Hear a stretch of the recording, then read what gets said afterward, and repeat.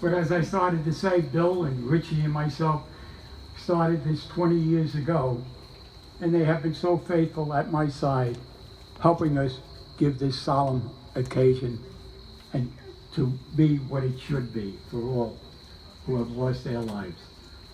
I want to thank or welcome all the fire department personnel who are with us this evening, our first responder agencies, from the American Legion, Sullivan County Commander John Lacey, and from the Mamakating Post 1266, our Commander Bill Pearson.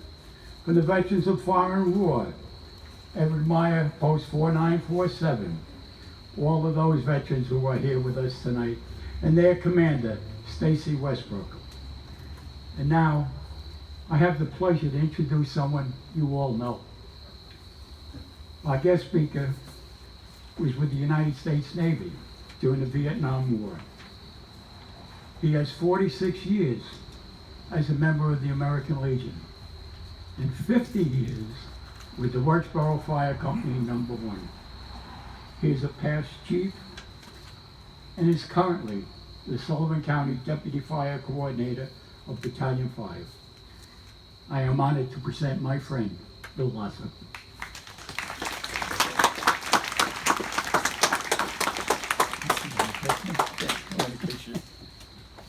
He wanted to know if I wanted to kiss him. And I told him there was too many people here.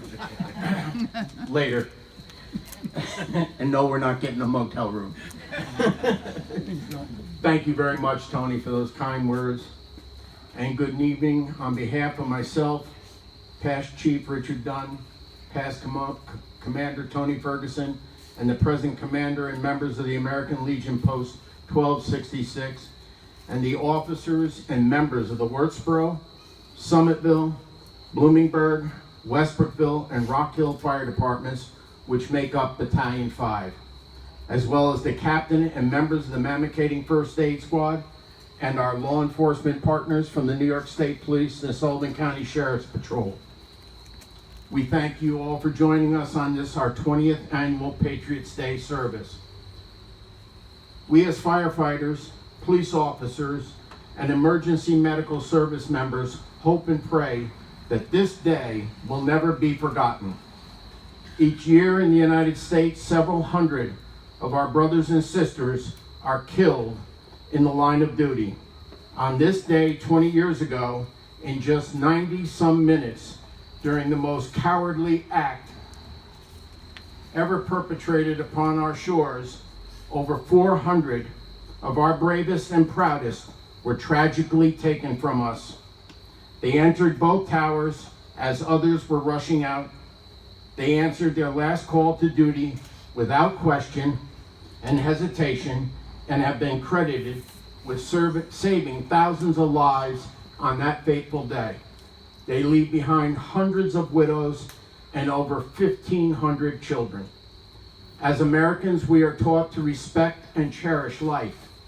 These are staggering statistics that are mind-boggling, and they tear at the very fiber of our nation and to the service we render.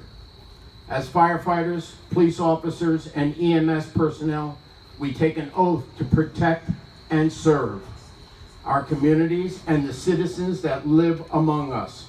Each of us, in our own way, must also come to terms with the realization that this commitment and that oath we swore to uphold can and sometimes result in our own ultimate sacrifice. Yet we proudly serve.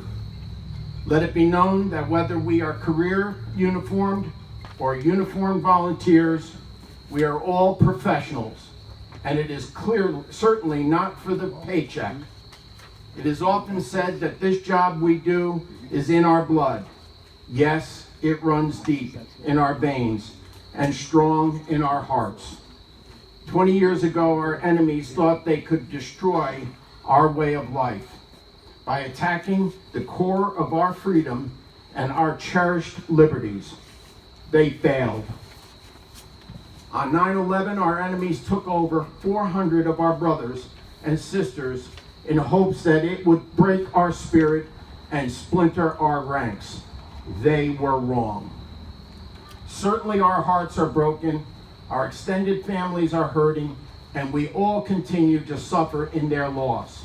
However, what our enemies did not realize and should be continually reminded of each September 11th is the true dedication, resolve, and courage of all the emergency services of our nation. We continue to bolster our ranks with new, young Americans, ready to answer the alarm, respond to that call, and handle all emergencies. In time, our hearts will mend, and we will continue to rally around those families who have suffered the loss of a loved one. We took the oath that our enemies cannot break or take from us. We will remain committed and proud to protect and serve with pride and courage. I would like to take you back 80 years ago to a beautiful Sunday morning in Hawaii. Much like that morning 20 years ago today, and like the one this morning. Americans awoke and were going about their daily lives, and suddenly, without warning, we were brutally attacked. To some of you amongst us today, and there are very few, you may still vividly remember that day. It is still fresh in your recalled thoughts. To many of us, it was a day we learned from a history lesson, or saw one of many motion pictures, or we remembered listening to a family member who were able to personally share their thoughts of that terrible day. Like Pearl Harbor, we as Americans now have to assume the duty and privilege to never let the events of September 11, 2001 fade from the memory of our future generations. We must never forget that over 3,000 firefighters, police officers, and EMS personnel and civilians perished 20 years ago today. We now must deal with many more. First responders suffering and dying due to illness and directly related to them working at ground zero for months on end.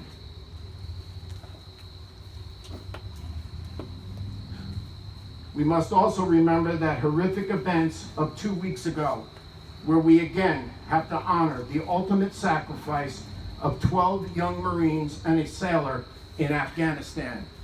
We now live in a time and are experiencing changes none of us would have thought existed, at least not in our country.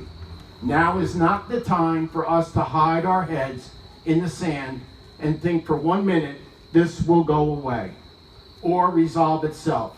We need to stand proud and united like those Americans who rose before us and answered their call to duty. We need to show the world, and yes, many in our own country, and unfortunately in our own government, that we are true patriots and we are the United States of America. Thank you, and may God bless you and these United States of America. Here, here. Go ahead, Bill. Nice going, Bill.